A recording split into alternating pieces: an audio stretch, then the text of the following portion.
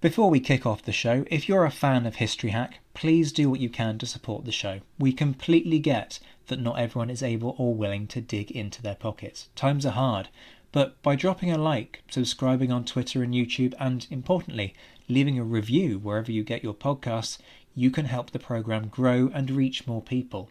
If you're interested in becoming a supporter, go to patreon.com/historyhack, where you'll find perks from secret Facebook groups to early release material.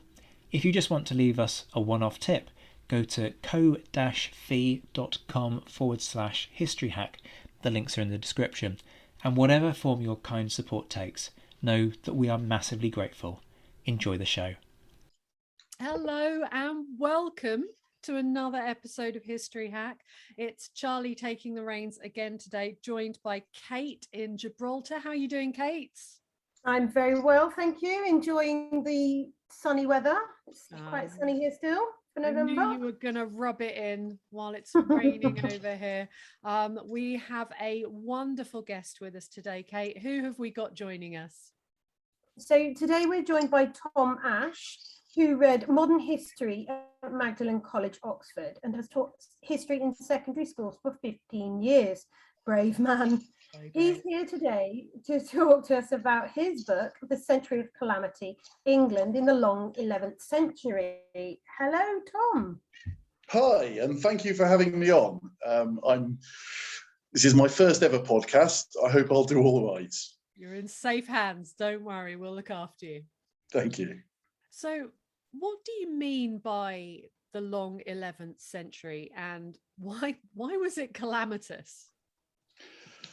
The long 11th century because I wanted to write about the period from 975 to 1087, which is 112 years.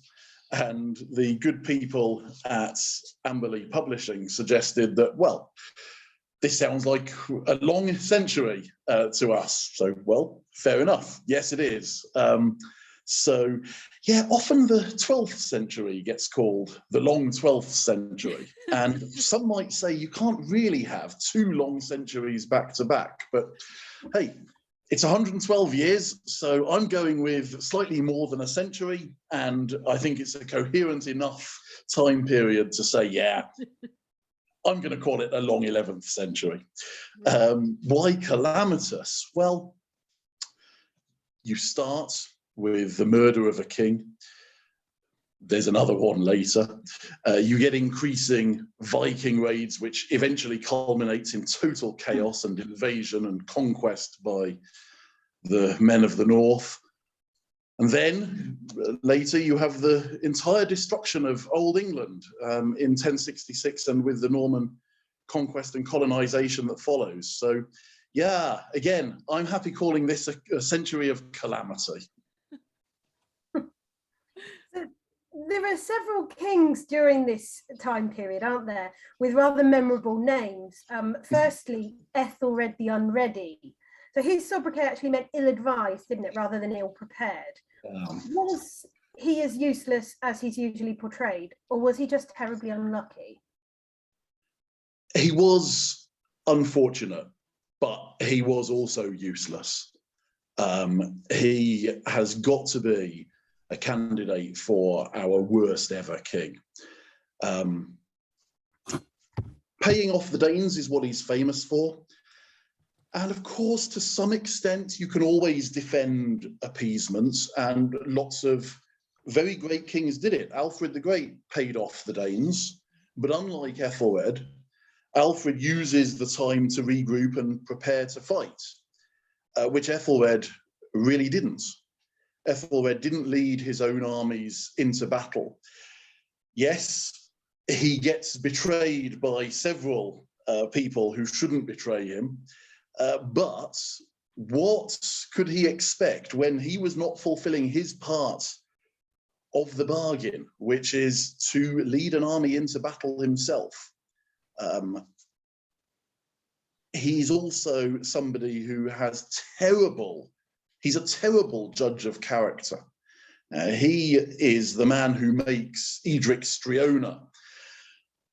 It's been a long time, but I think, around the turn of the millennium, wasn't it, that the BBC ran a Great Britain's programme, and somebody then ran a Worst Britain's, and Edric Striona was one of the characters there. I mean, he was a terrible, terrible human being.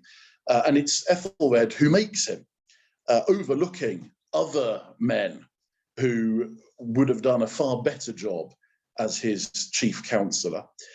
You've got the dreadful business of the St. Bryce's Day massacre, which in a way epitomizes the worst bits of Ethelred, which is that he's not just inept. He's one of these men who would kiss up and kick down. He would grovel before the powerful, and he would in a way take it out on his subjects and be cruel to them. Just the worst kind of leader. And it's all very well to say that he got unlucky, and he did get unlucky. Of course, facing the Vikings at this stage is a job that nobody would want to do. But look at what happens when he's finally replaced by his son.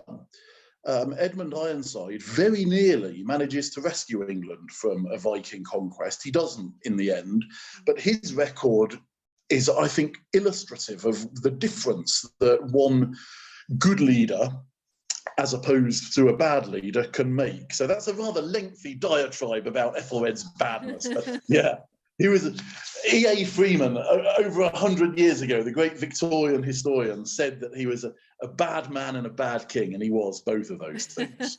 Oh, that book is just essential reading for any historian. 1066 and all that. We love it. So at this time, we're just basically being attacked from all sides. Is that what's going on in this century? Does a king need to be a war king at this time? Yes, a king definitely needs to be a warrior king, and Ethelred isn't one. His son, Edward the Confessor, isn't one either, and he manages to hold things together rather well. We can talk about that later.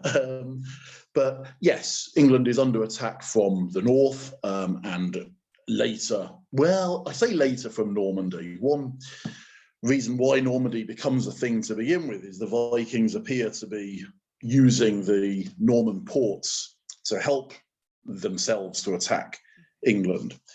So yeah, it's a grim situation.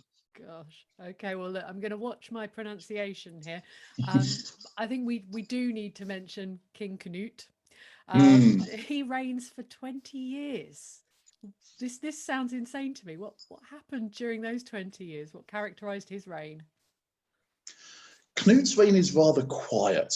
The chronicles are not particularly forthcoming about what happened.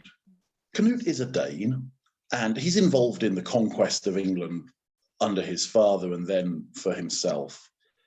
And he's a fairly ruthless, fairly unpleasant sort of character, but I'll give him this. The good thing about being conquered by the Vikings, the good thing about having a Danish king, is that the Danes stop raiding. So although Canute is, yeah, he's fairly exploitative. He raises massive taxes on the English. And he uses English soldiers to go and fight his own wars in Scandinavia. But in a way, he's quite a good thing for the country, because his presence there means, the fact that the Danes have won means that the Danes are not carrying on the fight. You know, they are, for the average person in England, especially somebody who lives in coastal areas, but even somebody who doesn't, it's a massive relief to have a Dane on the throne. And actually, Canute seems to, broadly speaking, be a fairly effective king. He can go on pilgrimage to Rome and leave things behind. He can go and fight in Scandinavia and leave England be, and things generally seem to hold together. He's quite good at what he does. He was a good thing. Well, it would have been nicer if well, it would have been nicer if Ethelred had been more effective and been able to repel him and his father, and it would have been significantly nicer if Edmund Ironside had not died when he did, and it may well be that Canute was behind that. There's nothing contemporary to say so, but it was very convenient for him. So a good thing is pushing it, but less of a bad thing than Ethelred. All things are relative, aren't they? Well, it's certainly true in the 11th century, yes. So we sort of briefly mentioned another king earlier with a memorable sobriquet, which was Edward the Confessor, so named for his piety. He's also blamed by many historians for the disintegration of royal power in England, isn't he? Do you think this is a fair judgment? I think it's completely unreasonable judgment. Edward is a very good king. He's a king who keeps England safe for the quarter of a century where he's on the throne. Unlike Canute, who raised the Gelt and levied it punitively throughout his reign, Edward rescinds it. Edward, broadly speaking, insofar as he has the freedom to act, makes the right appointments to his earldoms. Edward bears grudges, but he doesn't transfer those from father to son. And it is a cliche, of course, that by the last decade of his reign, Harold, the son of Godwin, is the power behind the throne, is the mayor of the palace of Edward the Confessor. But Edward raised him to that position because, well, he raised him there because he had to. But he elevates his brother Tosti to the earldom of Northumbria. It's the right decision.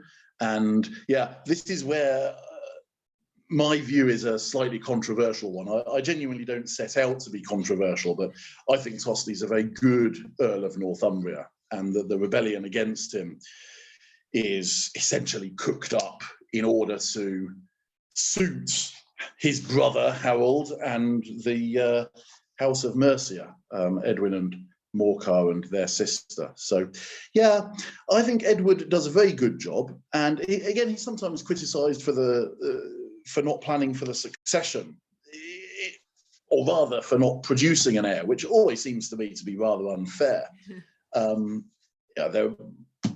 There are various reasons, or there may have been various reasons why he and Edith don't have children. I don't think any of them are really reasons we can reproach him with, but he does what a very reasonable king would do, which is he sends halfway across Europe to the Hungarian court to say, hey, we know that there is a Etheling of the House of Cerdic, of the House of Wessex out there. He might be needed. Could we have him back, please? And back comes Edward the Exile and promptly falls down dead. And Edward nurtures his son, Edgar, at the royal court. And it's one of those great what might have beens of history, is if Edward had lived just a few more years. Edgar the Etheling appears to be around, well, in his early teens in 1066. If Edward had just made it to 1070, maybe the whole history of England would have been different, but there we go. So anyway, yeah, he is planning to secure the succession. So I don't know why people have got such a downer on Edward. And just one more thing on that. People at the time don't have a downer on him. And people in the years afterwards don't have a downer on him. The laws of good King Edward become a golden age back to which people look. And there's a reason for that. And it's not just that William the Conqueror is such a terrible man. I'm loving talking about terrible men and bad kings. I'm in my comfort zone here. This is great. But I want to go sideways, and I want to talk about Emma of Normandy. Okay. Why was she a key figure in this, and was it normal in this crazy calamitous century for a woman to wield the kind of power that she did? In England, no. We There's been a lot of interest recently, hasn't there, in Ethelfled, the Lady of the Mercians, the daughter of Alfred the Great. But we're going back quite some way there. We're going back to the beginning of the 10th century. Most Old English queens are fairly anonymous. We know very little about them. We know very little, for instance, about Ethelred's mother, except that she appears to have coordinated the assassination of Edward the Martyr for her own son to take over. She appears in the historical record to do that and then disappears again.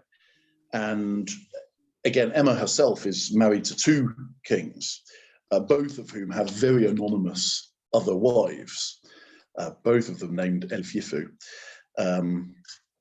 Which gloriously is the name that Emma seems to be given when she becomes Queen of England. Talk about anonymity. Well, it's a very strange one. Is this because really a Queen of England ought to be called Elfyifu? And this one may be called Emma, but we'll change it. Is it because the Old English found Emma harder to pronounce than Elfyifu? You know, is this some kind of 11th century version of how we anglicize names today to make them easier for ourselves? No idea. I don't know. Anyway, so yeah, it is rare for her to be as influential as she is. She does seem to get quite a bit wrong, doesn't she? I mean, she supports, of course, as you would expect, she supports her son Harthacnut over Harold Harefoot in 1035 when Canute dies, and this appears to make no difference. Harthacnut stays in Denmark, and then she invites either Alfred or Alfred and Edward the Confessor, and his younger brother from Normandy to, well, to do what? We don't know. To come and try and seize the throne for themselves, just to come and visit. It seems that the latter is rather unlikely. So Alfred comes at his mother's bequest and promptly gets himself arrested and then blinded so violently that he dies. So thanks very much, Mama. And then she asks, when eventually Harthacnut does become king, her favourite son, she then summons Edward, or asks him to come from Normandy, which he does, presumably because we know that Harthacnut, who was in his early 20s, no reason to expect him to die anytime soon, but he did. And Edward's then on the spot. He then promptly sends his mother away because she didn't do enough for him when he was in Normandy. She certainly doesn't seem to be a particularly likable character, but why is she important? That's a good question, because Anglo-Saxon queens generally weren't. She's married because she's a Norman, well, not quite princess, and not quite duchess either, the daughter of a Duke of Normandy and therefore the sister of another one. She's initially here as a bog standard, let's try and seal a deal through marriage. She becomes important in a way because there's a power vacuum. Where she becomes influential, it's where, for instance, on her second husband's death, it's where the question is, well, who is going to succeed? And she's obviously an influential person there. But yes, not somebody who survives her younger son's ascent to power. She survives it. He doesn't have her executed. I was going to say, what happened to her?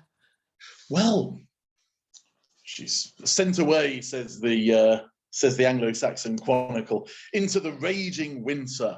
I don't think she was actually sent out into the outer darkness with nothing, but certainly her treasury is confiscated and she returns to a quiet retirement, nice and out of the way. Yeah, Edward never liked his mother, and you can kind of see why. She did nothing for him. clearly she preferred Hartha Knut, her son by Canute. And dare I suggest,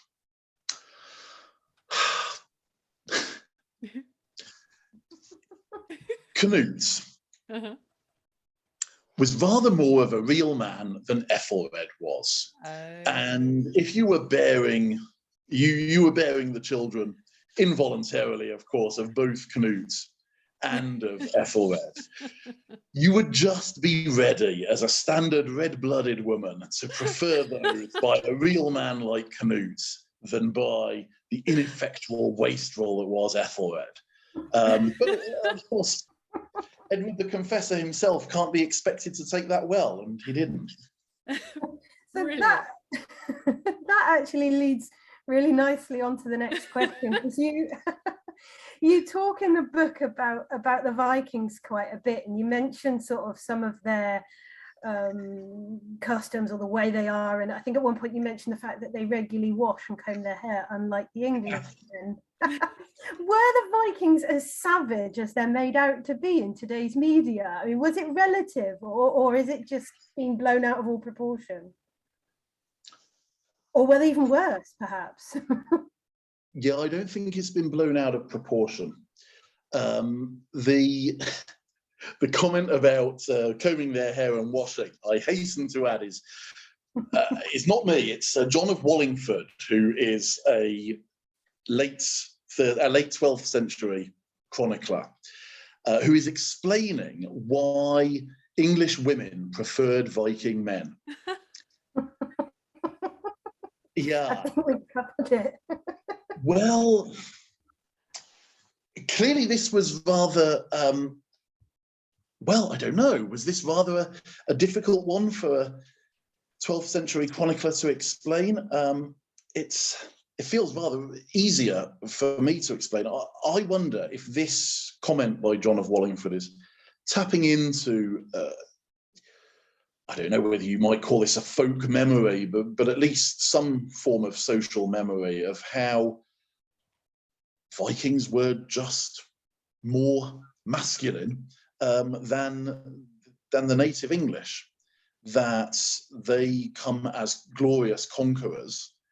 And certainly in the reign of Ethelred the Unready, the English spend a long time with their tails between their legs.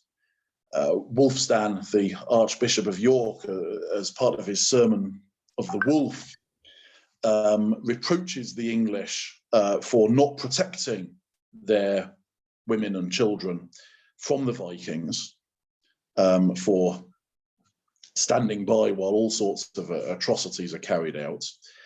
And yeah, I wonder if this kind of, look, the Vikings are real men in a way that the English are not, it kind of survives long enough that John of Wallingford is writing about something which appears to us, of course, rather different, that Vikings here are, in a way, I don't know, your 11th century metrosexuals taking good care of their skin and their hair and so on.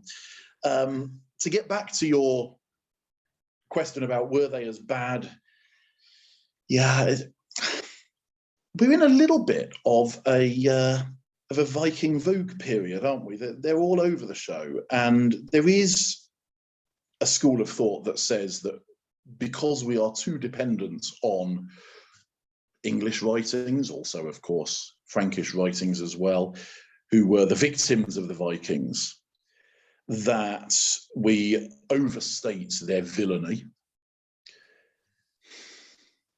I don't know about that. I don't know about that. When they turn up in England, they famously, of course, loot, pillage, and rape their way through the country. And none of that is very nice. None of that is very civilized. When the Vikings turn up, you can expect them to steal your stuff, to burn your homes, to rape you, to kill you. And if you survive that, you can then expect, well, you can then at least half expect a long lingering death of starvation because you've got nothing to see you through to the next harvest. I don't know how much worse they need to be. It is certainly true to say that they are not the only people doing this. When you have an English raid into Wales, for instance, they do something broadly similar. The Vikings take slaves and sell them all over Europe. I do sometimes roll my eyes and raise my eyebrows when people say, oh, well, you must remember the Vikings are traders as well as raiders. Well, yes, sure. They trade in stolen goods and they trade in people. Charming. But the Old English do this in Wales as well. Of course they do. And we know that when they get themselves together, like in the 1002 St. Bryce's Day massacre, the native English are quite capable of acting barbarously as well. In a way, the Vikings are just better at it. But no, I'm afraid I'm not on team. Let's say nice things about the Vikings. They were barbarous. How long were they here at this time? I mean, did they actually settle, or did they come over, have their wicked way, and then go? Because you talk about the relationship between women and Vikings. Would that have actually happened? Was that widespread? Or were we just talking about dynastic, diplomatic matches? Well, I'm afraid I've fallen into a classic trap here, and the school teacher in me comes out at this point, and I say, remember, Viking is an occupation, not an ethnicity. You're a Viking when you are at sea, and it is sometimes translated. The word when you get contemporary documents translated into modern English, they sometimes translate it as pirate, which is probably quite a nice translation. The pirate army of the north. It's complicated. The first Viking raids happen in the 8th century, and then midway through the 9th century, there's the conquest of almost all of England by the great heathen army, by the Norsemen, and the establishment of the Danelaw, which is in tidally in the north and the east of the country, not the far north of England, but in Yorkshire and in the East Midlands and East Anglia. And it seems that there's a fair amount of settlement there. We're not talking a very large proportion of the population, but we are talking about some important people at the top of society, and therefore changes throughout. You get changes in customs and law, hence Danelaw. So there is, from the mid 9th century on, there is a Danish presence, and that seems to involve more settlement than anything that happens under Canute. And Canute essentially goes native. He brings with him a few Danish supporters and installs some of them into important positions, but otherwise he essentially governs as a king of England, and as an English king as well. But there is this Danish presence, which doesn't ever really go away. That's a long-winded answer to your question, isn't it? But yeah, there is, and when it comes to the St. Bryce's Day massacre of 1002, for instance, the chronicles record, well, he had every Dane killed. What exactly does that mean? Quite clearly, it wasn't everybody of Danish descent living in these islands or living on this island. It wouldn't have been at all possible. And in some towns in the far east of England, this would have been a majority of the people. Did it therefore just mean young men of military age? Maybe. We don't know. But we do know that they killed some women as part of it as well. Palig's wife, of course, and he then goes and exacts retribution. So, Yeah, who is a Dane is quite a tricky one. As I say, there is a long-standing Danish population. There are also raiders who come and then go. Gosh. Well, on behalf of the blondes of East Anglia, I'd say that they didn't get us all. Now, in terms of information at this time and the sources that you have to go from, one of the big ones made around this time was the Bayeux Tapestry. How useful is that, really? Well, good question. It's tremendous fun. Everyone likes the Bayeux Tapestry. It looks great. Some of it clearly is interesting. And for example, we're fairly sure that the tapestry was embroidered by the women of Canterbury, by English women, even if it was at the instance of the Normans of Odo of Bayeux originally. In the famous scene where Harold is plucking the arrow out of his eye, it says above it, Harold Rex interfectus ex. Harold the King is killed. The Normans are quite careful outside of this source, quite careful not to refer to Harold as a king. Their position, their completely outrageous and unreasonable position, is that William was the rightful king from the moment Edward the Confessor died, because he had been promised the crown. Yeah, it doesn't work like that. The English crown is not private property. You can't bequeath it to someone. But nonetheless, that was the Norman position. It's interesting, I think, that in the tapestry, he's described as Harold the King. In the tapestry, which is clearly written, what a dreadful thing to say, which is clearly embroidered, clearly produced for people who know the story. You have famous scenes, for instance, of Edward sending Harold on his infamous 1064, maybe 1065 trip to Normandy. You have a scene of Harold returning to Edward, and there's always a temptation when you look at the tapestry to see what you want to see in it. I see Edward dispatching Harold, and then when Harold returns, Edward saying, well, I told you that was a bad idea. I'm not sure the two of those work together, though. If he told him it was a bad idea, well, then why send him in the first place? Clearly, I've misinterpreted one or other of those, but I don't know which it is. Still, quite interesting. I also say something which, do I regret writing? I don't regret writing. But I think it would be a reasonable thing to say, this is a bit dubious. Where he makes his oath on the holy relics. If you want to, I think you can see in the image of him doing that, I think you can see a kind of slightly careful positioning of the, what would you call it, the tabletop, the coverings on top of the table, that they are placed there in a way that implies some kind of concealment.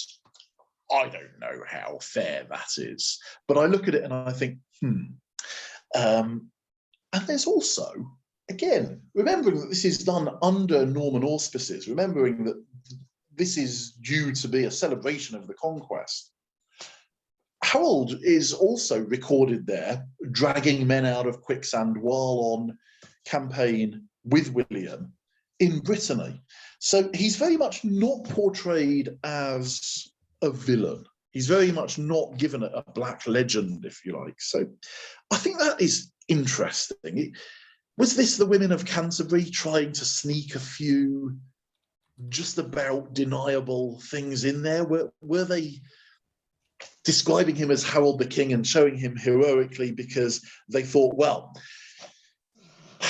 if the Earl of Kent should turn up and say, hey, hey, hey, hey, hey, what are you doing? Showing him in this way, they could just say, sorry, I thought we were telling the story, not intending to disparage you, sir, not at all. I don't know. But it is, therefore, I think, a very interesting source. Yeah. So just sort of sticking with Harold, how much of a part, because he was only king for just under a year, wasn't he? Yeah. How much of a part did he actually play in the events of the 11th century, in what happened? How much effect did he have on it? Harold is often seen as a bit of a tragic hero. You know, the last English king, the great what if of English history, the one who we instinctively side with, don't we, when it comes to 1066? Yeah, I mean, we've all heard of him. Yeah. Because of the Bayeux Tapestry. I just wondered if he actually did that much. Harold is a very big man. Harold is the foremost man in the kingdom from when he's elevated to becoming Earl of Wessex in 1053 until Edward the Confessor's death. He and his brother Tosti are described as England's mighty oaks. He effectively governs the country in the south, while his brother deals with the north, while Edward essentially enjoys a rather relaxed retirement. Edward seems to be quite happy to leave Harold to run things and to go and enjoy his country sports and to attend mass every day. So Harold is very much influential, is essentially the governor of the country under the king, of course.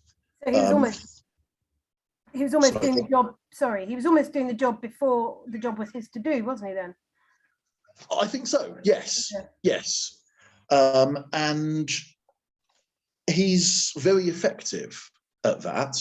But this is a bit of a bugbear of mine, if you'll indulge me.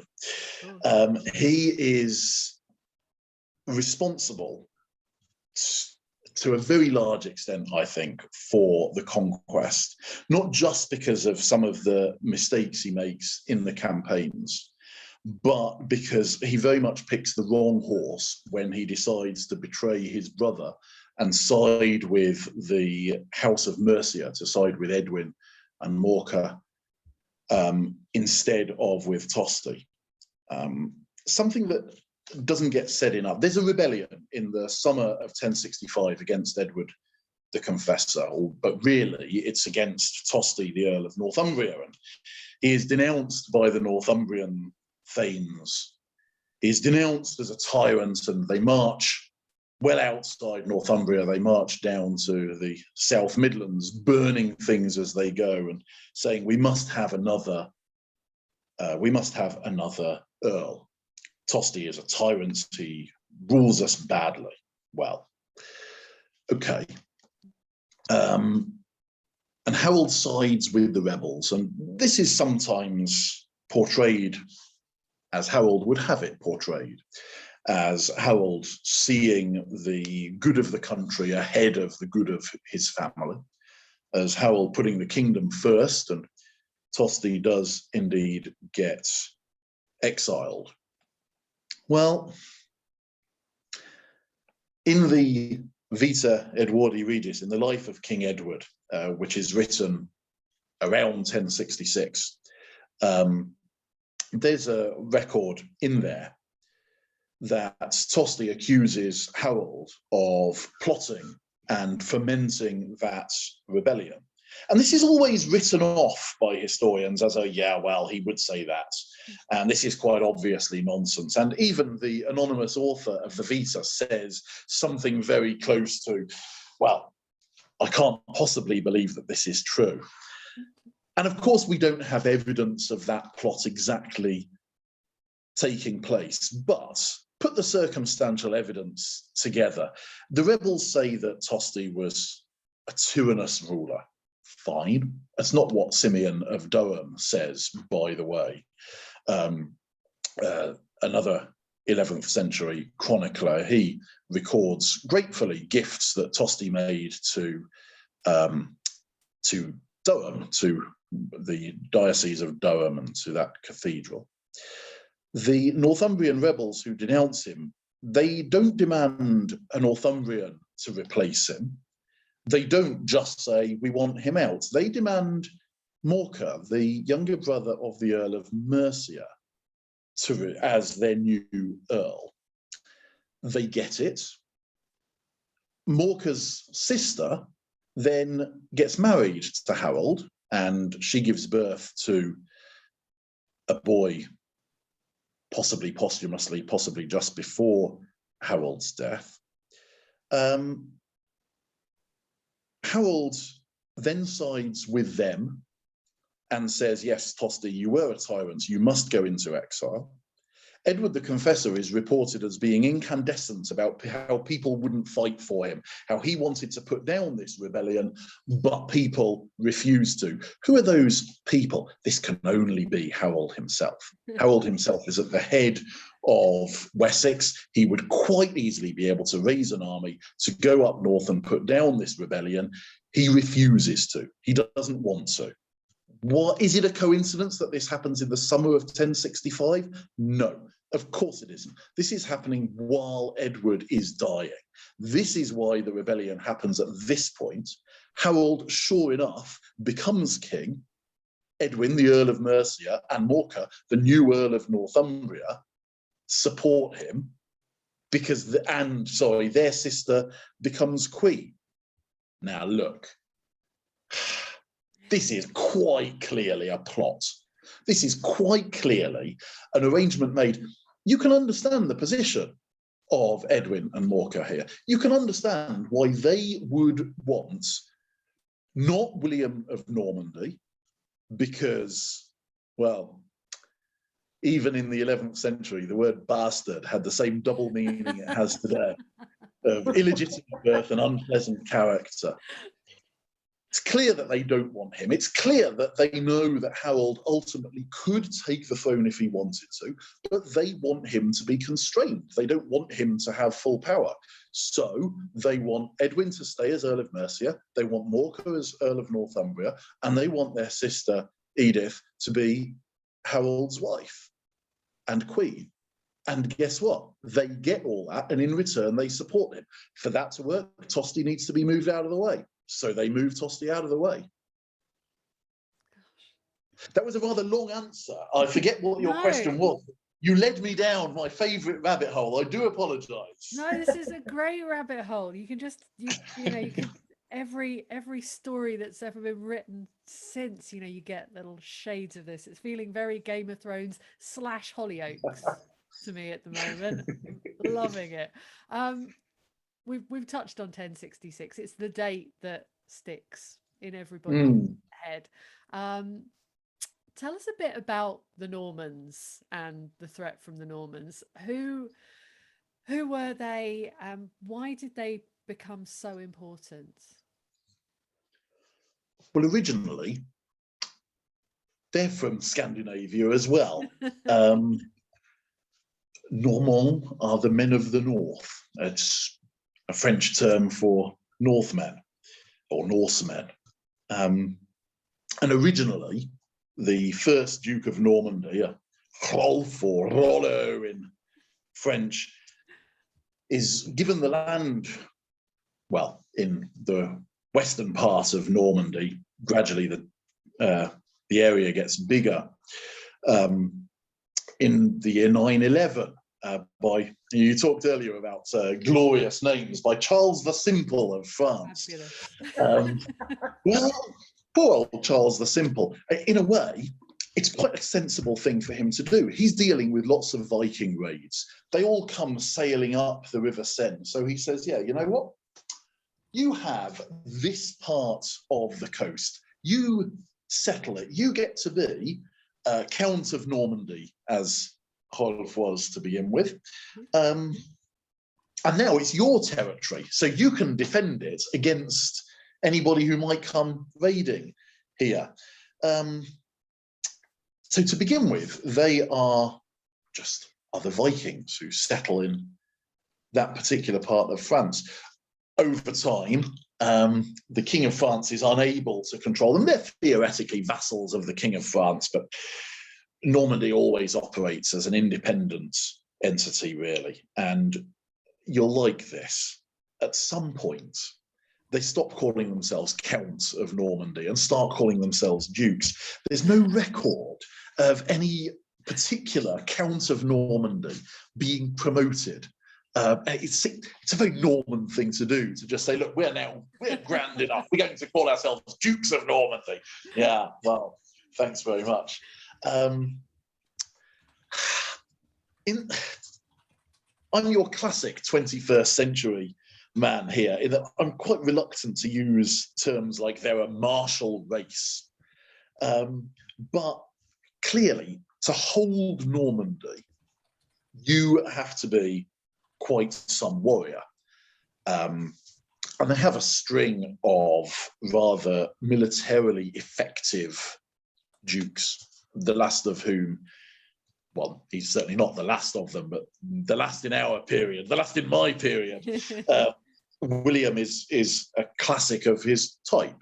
He has to seize control of the duchy for himself, and eventually, before coming to England, he manages to conquer the territory of Maine. I never know how to pronounce that correctly. I should have prepared before coming on.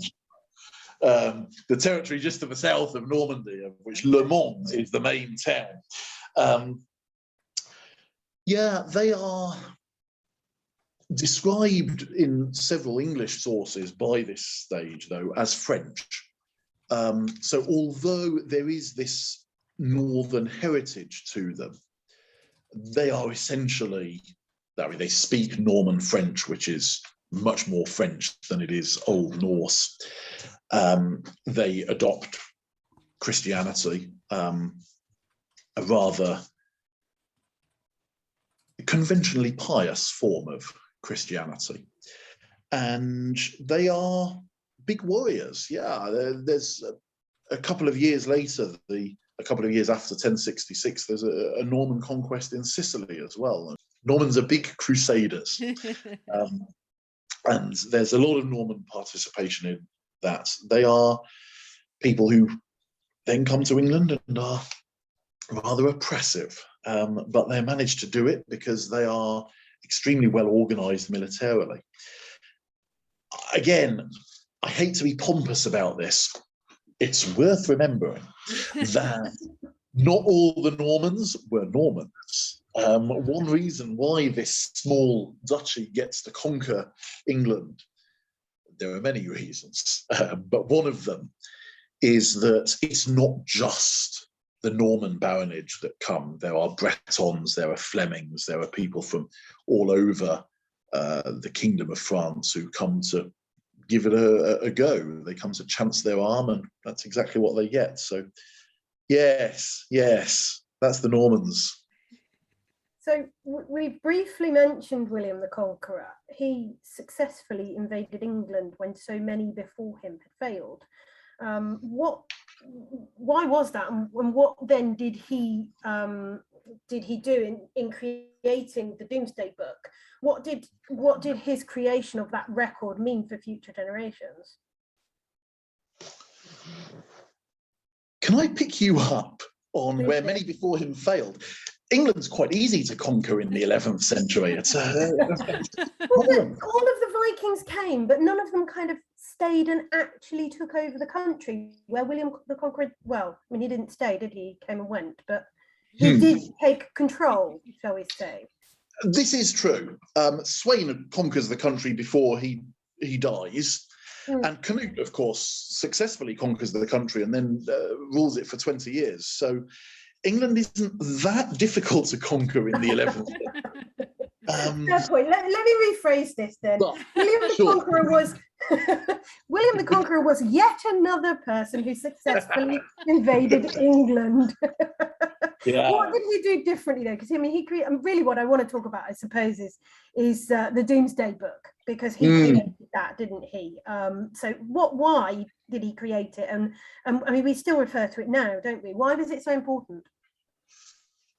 historians love the Domesday Book. This isn't going to answer your question, is it? I love its name. Well, and there is this, well, it's the final judgment. You know, what it says in this book is what the situation is. And historians like it because it tells us all sorts of things about the English population. It tells us, for instance, how many thanes there were, approximately 5,000. It gives us a clue that probably around a tenth of the population were slaves. It certainly shows us about the elimination of the Old English land-owning class and about the damage done by the harrying of the North. And historians in particular love whoever it was, whichever clerk in William's office who said, you know what, the Domesday Book should say not just who holds the land now, but who held it on the day when King Edward was living and dead, so that we can see this change over time. So you can say, yeah, in January 1066, this is who held it, and now this is who holds it. So I think it's become popular with historians for that. It's partly just a massive survey of the country to say, look, how much tax can we screw out of people? Where is the wealth in this country? How do we, the crown, get at it? It's also interesting and important, I think, for what happens around the time in August 1086 with the Salisbury Oath, that when these books are finally gathered together and written up, and there you have a great record of who owns what and where all the wealth is and who holds land from whom, that William then doesn't just take the homage and fealty of his tenants-in-chief, of the approximately 167 barons who hold land directly of him, but also of the men a step below that, of those who hold land of those who hold land of the king. So the subtenants of those tenants-in-chief. Theoretically, at least in the textbooks, the feudal system is just a pyramid of obligation, isn't it? Where you hold land from the king and then you sublet it to somebody else who holds it from you. And there's your chain of allegiance, which can, of course, be dangerous if somebody towards the top of that pyramid decides to use his influence, decides to rebel against the monarch and therefore take all the people who hold land of him with them. Well, the Salisbury Oath is where all those subtenants also do homage and fealty to the king himself, a way of saying, look, of course, I owe a duty to my baron. Of course, I owe a duty to the person whom I directly hold land of. But ultimately, my loyalty is to the king. And if my lord should instruct me, his vassal, to do something against the interests of the king, well, then it's my duty to resist that. This, I think, is an interesting illustration of the kind of thing that William and, of course, later his successors would struggle with. That doesn't quite answer your question, does it? I'm doing this terrible thing of saying, let me talk about what I want to talk about instead of what you've asked. It's perfect. I think it's a really nice, it gives a nice sort of rounding off to talking about such a mad, calamitous, crazy time.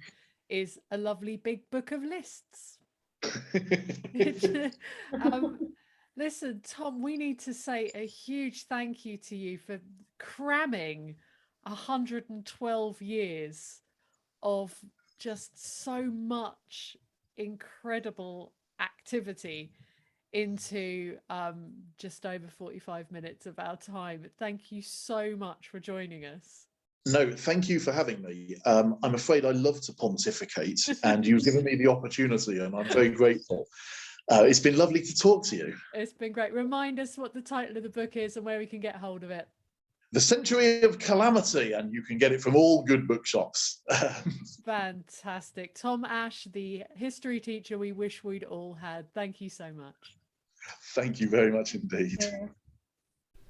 Hello folks, Zach again here. As you know, we love bringing you these podcasts, but each episode has a huge investment of time behind it. For every hour of showtime, there's often a good 4, 5 or 6 hours of work that's going in behind the scenes. We want to bring you more content, video content even, but as reality has hit and the need to earn a living has returned, we just haven't been able to do that. That's where you come in. Your support doesn't need to be financial. You can follow us on Twitter at @hack_history, find us on Facebook and Instagram, subscribe on YouTube. Even simple likes, shares and retweets make a huge difference in widening our reach beyond the small army of you who tune in. And if you love the show, leave a review. If all our listeners were able to find the 2 minutes to do that, it would massively increase our reach. Of course, we totally get that times are hard and money is tight. If you can spare something and want to, there are different ways that you can help. If you want to become a regular supporter, check out patreon.com/historyhack. There are all kinds of perks across different levels of support, with prices starting at £3 a month. If you just want to send us a one-off tip, then visit ko-fi.com/historyhack. The links are in the description to this episode. But importantly, also have a think about supporting our listeners. The hour they spend with us is a minuscule fraction of the time that they spend researching and writing their books. With that in mind, we set up the History Hack bookstore, where you can support both them and us instead of funding Jeff Bezos' next trip into space, which is what pretty much happens when you buy via Amazon. Again, the link is in the description, and we have a huge back catalogue of titles written by our guests. When you buy via uk.bookshop.org/shop/historyhack, we get a percentage, and so do independent booksellers. Whatever form your support takes, we massively appreciate it. So from Alex, Boney and me, and the rest of your Down the Pub regulars, thank you, and have a great day.